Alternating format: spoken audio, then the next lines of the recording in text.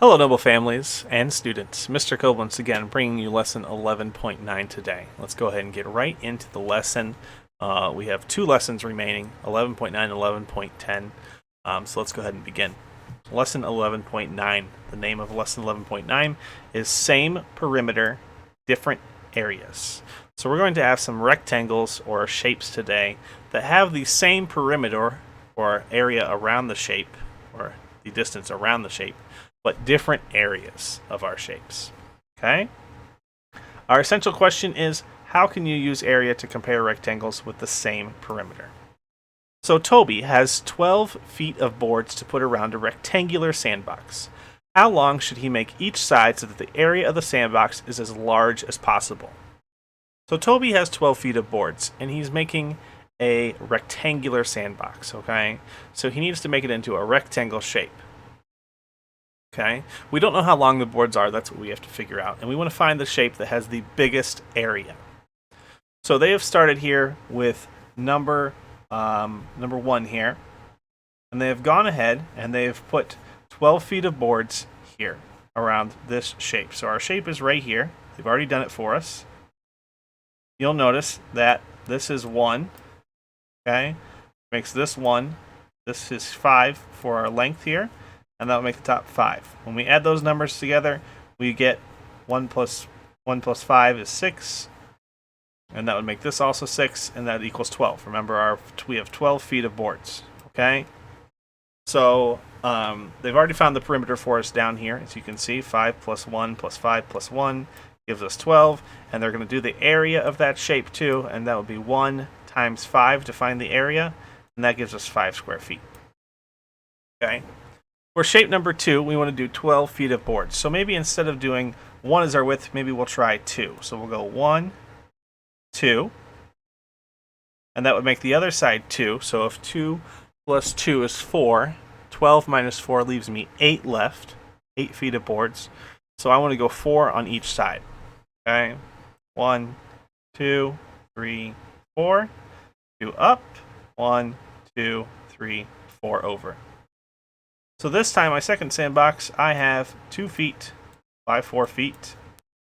So 2 plus 4 plus 2 plus 4 is going to give me 12. So you want to think of numbers right now for your length and width that added together give you 6. Because when these two make 6, then these two will make 6, and that will give you your 12 units. Okay?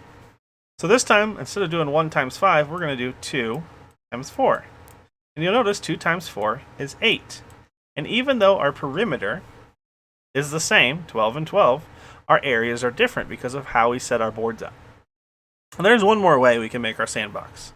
Okay, so remember, you want one length to be this and this to add together to get 6. So what's another numbers that we can add together to get 6?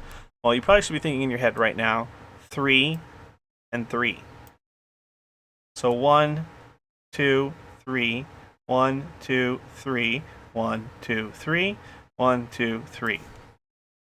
When we add those together, 3 plus 3, plus 3 plus 3, again, we're going to get 12 feet as our perimeter. But when we multiply our area, 3 times 3, we're going to get an area, 3 times 3, is 9. So again, even though our perimeter is the same for each one, our areas are different because of how we set up those perimeters. Okay? So the area of sandbox 3 is going to be the greatest. So Toby should build a sandbox that is 3 feet wide and 3 feet long.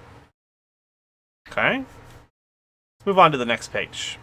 This is page 676. They want us to draw a rectangle that has a perimeter of 20 units and an area of 24 square units. Okay? So again, we want to think here, okay, 20 units means that one of my lengths and one of my widths has to equal half of that. What is half of 20? Well, half of 20 is going to be 10. So I need one of my sides, one of my widths, and one of my lengths to equal 10. Think of what numbers added together give us 10. Okay? Well, 5 times 5, 5 and 5 are pretty easy numbers to get together to get 10. But if I multiply 5 times 5, am I going to get 24? I'm not. I need to think of some other numbers. What are some other numbers we can add together to get to 10? Well, you might be thinking, okay, instead of 5 and 5, let's go with 4, one less, and 6, one more. Okay, do 4 times 6 equal 24? Yes, 4 times 6 equals 24. So that's the shape we want to draw here. So we're going to go 1, 2, 3, 4. 1, 2, 3, 4. 5, 6. Because remember, we went 4 by 6. I'm going to go 4 up and 6 back over. We have 4, 6, 4, 6. When we add those numbers together, we get 4 plus 6 is 10, and 4 plus 6 is 10. 10 plus 10 gives us our perimeter of 20 units, which is what we wanted right here. And we want our area to be 24, so when we multiply the width times the length, 4 times 6, to get our area, we get 24, which is what we wanted right here. So the sides of the rectangles measure 4 units and 6 units. Letter B, we want to draw a rectangle that has a perimeter of 20 units and an area of 25 square units. So again, we want 20 units for a perimeter, but we want 25 square units for our area. So again, this is where we want to think of what equals 10. Okay, and this is where we want to go back to, okay, we tried 5 times 5 and 5 last time. Let's try that one again. So if I do a shape with 5, 5, 5, and 5, will that equal 20? Yes.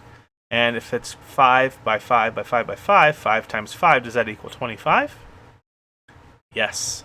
So that's our shape we want. 1, 2, 3, 4, 5. 1, 2, 3, 4, 5. 5 up, 5 over. We now have a shape with 5, 5, 5, and 5 as the sides. When we add those together, 5 plus 5 is 10, and 5 plus 5 is 10. Again, we're doing 10 plus 10 equals 20. In our area, 5 times 5 gives us 25. We want the sides to be 5 and 5. Okay, let's look at the share and show question. We got 5 questions to answer here. Let's see what we can do. So number 1, the perimeter of the rectangle at the right is blank units. So the perimeter, I got 2, 3, 2, 3. We add those together. 2 plus 3 plus 2 plus 3, we're going to get 5 plus 5. Our perimeter is 10. What is the area? Well, the area would be 2 times 3. That equals 6. Area is 6. Now they want us to draw a rectangle that has the same perimeter, but with different area. So something that equals 5 as our length and width. So instead of doing 2 and 3 as 5, what else could we try? Well, we can't do 3 and 2 because it's the same as this shape, but we can do 4 and 1. So if I go 1, 1, 2, 3, 4, 1, 1, 2, 3, 4. Okay. The area of the rectangle in exercise 2 is blank square units. So what is the area of this shape? Well, the area of this would be multiplying the length times the width. 1 times 4 gives us 4 square units. Which rectangle has the greater area? Rectangle 1 or rectangle 2? Well, this one was 6, this one was 4, so our answer is going to be rectangle 1. This rectangle has a greater area because this 2 times 3 is 6. This one was 1 times 4 is 4. If you were given a rectangle with a certain perimeter, how would you draw it so that it has the greatest area? So to get the greatest area, how do we get a rectangle with the greatest area? I'm going to show you something real quick by going back. For problem 1, we chose sides of, we had 1 and 5, we had 2 and 4, we had 3 and 3. Okay? You'll notice that as the numbers got closer together, 1 and 5 is 4 numbers apart. 2 and 4 is 2 numbers apart. And 3 and 3 are the same. As the numbers get closer, the area gets bigger. Okay? So what we want is we want our numbers to be as close together as possible. Okay? So we want our, I would say something like this. We want the length. I'm going to put L for length. Actually, I'll write it out. We want the length and width. Sorry guys, it's really hard to draw with a mouse. To be as close as possible. Okay? We want the length and width to be as close as possible. We want those numbers to be as close as they can to each other. We can choose the same numbers for our length and width. That's great. That gives us the biggest area. Okay? Let's go on to the next page. We're going to do number 6 together. And for classwork today, you're just going to be doing number 7 and 8 on page 677. Okay? So number 6, they want us to find the perimeter, find the area, tell which one is bigger. Okay? So letter A, 2, 2, 2, 2. And letter B is 1, 3, 1, 3. So just off of what I last said, which one do we know already has a bigger area?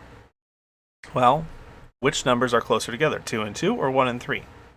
2 and 2 are closer together, so that's going to have the bigger area. When we add 2, 2, 2, 2, okay, to get our area, we're going to get an area of 8. Okay, or sorry, a perimeter of 8. We add the numbers together around the outside.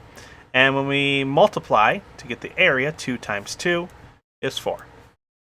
Okay, letter B, we have 1 plus 3 plus 1 plus 3, that's 4 plus 4. That also has the same perimeter because that's what we're focused on. And the area is going to be different. 1 times 3 is 3. So rectangle A has a greater area. Okay, guys, for number 7 and 8, you're going to find the perimeter and the area of each shape.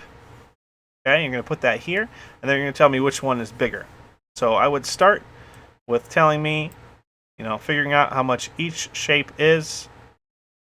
So I'll give you a little help here. The first one is 2, 6, 2, and 6. Find the perimeter. Remember, the perimeter is the outside, so adding these numbers together. And the area is multiplying the two numbers together. Okay? And that's what you're going to do. Just 7 and 8, please. And that's pretty much it. If you have any questions or concerns, I'd be happy to help you. Feel free to reach out, and I will do my best to help your scholar if that is needed. So again, page 677, numbers 7 and 8. Please don't forget to submit those, and have a great day. Mr. Koblenz, out.